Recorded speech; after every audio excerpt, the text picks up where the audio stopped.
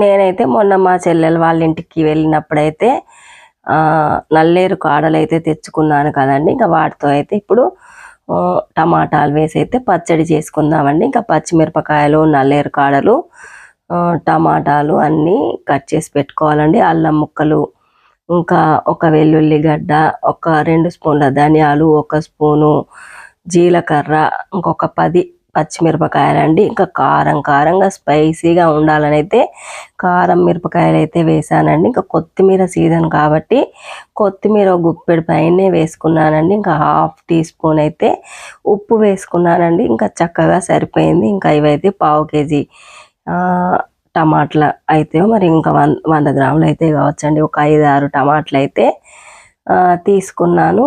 ఇంకా చక్కగా నూనెలో అవన్నిటిని మగ్గించుకొని చల్లార్చుకొని ఇంకా మిక్సీ అయితే పట్టుకున్నానండి. ఇంతే అండి, కమ్మని నల్లేరు కాడల టమాటా పచ్చడి అయితే రెడీ అయిపోయిందండి. ఇంకా దీంట్లో మనం ఎటువంటి పల్లీలు కానీ నువ్వులు కానీ ఏమి వేయలేదండి. ఓన్లీ టమాటాలతోనే పచ్చడి అయితే రెడీ అయిపోయింది. ఇంకా కొత్తగా నా ఛానల్ని చూస్తున్న వారు ఎవరైనా ఉంటే సబ్స్క్రైబ్ చేయండి, లైక్ చేయండి, షేర్ చేయండి. మరిన్ని వీడియోస్ కోసం వెయిట్ చేయండి. ఉంటానండి. ఇంకా నల్లేరు కాడల పచ్చడి అయితే ఒంటికి చాలా మంచిదటండి.